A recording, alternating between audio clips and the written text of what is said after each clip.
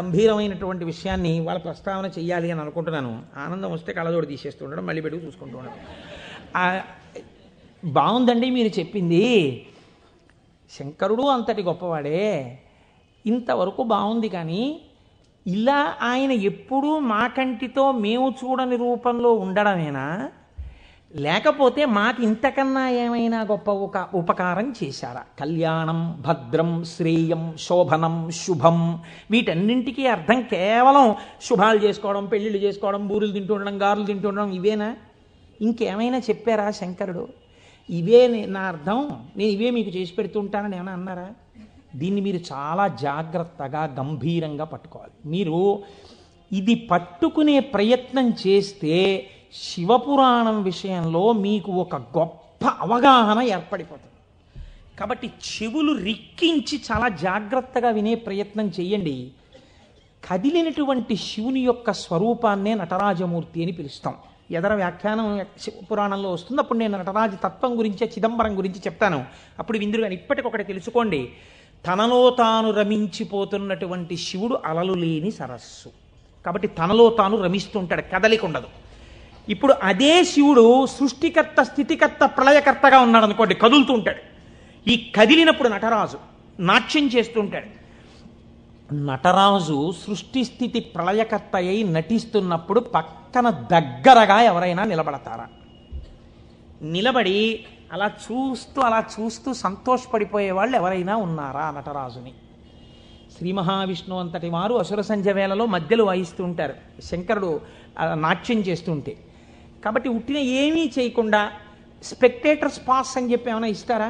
రేపాక సుబ్బారావు సూర్యకళామందిరానికి ఇచ్చినట్టు ఇస్తే వెళ్ళి కూర్చున్న పాస్ పట్టుకుని మొదటి వరుసలో చాలా దగ్గరగా ఉట్టిన ఏ సహాయం చేయకుండా ఇలా చేతులు కట్టుకుని అబ్బా చాలా బాగా చేస్తున్నారండి అని ఇలా సంతోషంగా చూసేవాళ్ళు కూడా ఎవరైనా ఉంటారా సభలో?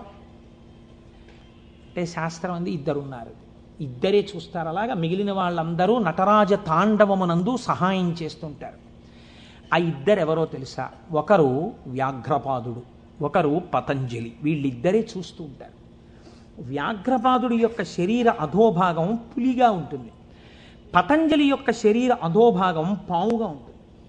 పతంజలి ఆదిశేషుని యొక్క అంశ.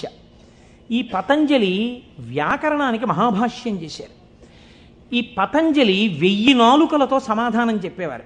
ఒకానొకసారి ఈ పతంజలి మహర్షి దగ్గరికి 1000 మంది శిష్యులు వచ్చి, అయ్యా మీ దగ్గర మేము వ్యాకరణం నేర్చుకోవాలనుకుంటున్నామని అడిగారు. పతంజలి మహర్షి అన్నారు, సరే మీకు 1000 మందికి నేను నేర్పుతాను ఏకకాలంలో.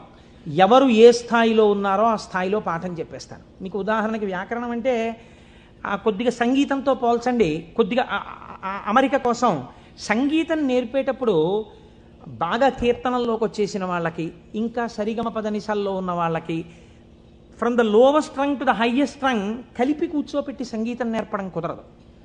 ఎందుకనంటే ఎవరికి వాళ్ళకే టైం ఉండాలి, వాళ్ళ స్థాయికి తగినట్టు వాళ్ళకి చెప్తూ ఉండాలి. వ్యాకరణ మహాభాష్యం చెప్పేటప్పుడు 1000 మంది 1000 రకాలైన ప్రశ్నలు వేస్తారు. 1000 మందికి ఒకేసారి జవాబు చెప్పాలి. కాబట్టి ఇప్పుడు తాను ఎలా చెప్పాలి? తాను ఆదిశేషుడు కనుక శేషాంశతో చెప్పాలి, 1000 నాలుకలతో చెప్తాను. కానీ 1000 నాలుకలతో చెప్పినప్పుడు ఒక ప్రమాదం ఉంది. శేషాంశతో ఉంటాను, దానిలో విషపు గాలి కూడా వస్తుంది, ఎదురుగుండా కూర్చున్నవాడు బూడిదైపోతాడు. కాబట్టి తెర అడ్డం కడతాను. ఇది చిదంబరంలో జరిగిందండి యథార్థంగా. నేను ఒక తెర అడ్డం కట్టి లోపల నేను కూర్చుంటాను, మీరు బయట కూర్చోండి. గంభీరమైనటువంటి విషయాన్ని వాళ్ళ ప్రస్తావన చెయ్యాలి అని అనుకుంటున్నాను. ఆనందం వస్తే కళ్ళజోడు తీసేస్తూ ఉండడం, మళ్ళీ పెట్టుకు చూసుకుంటూ ఉండడం. బాగుందండి మీరు చెప్పింది. శంకరుడు అంతటి గొప్పవాడే, ఇంతవరకు బాగుంది. కానీ ఇలా ఆయన ఎప్పుడూ మా కంటితో మేము చూడని రూపంలో ఉండడమేనా, లేకపోతే మాకు ఇంతకన్నా ఏమైనా గొప్ప ఉపకారం చేశారా? కళ్యాణం, భద్రం, శ్రేయం, శోభనం, శుభం, వీటన్నింటికీ అర్థం కేవలం శుభాలు చేసుకోవడం, పెళ్ళిళ్ళు చేసుకోవడం, బూరులు తింటూ ఉండడం, గారులు తింటూ ఉండడం, ఇవే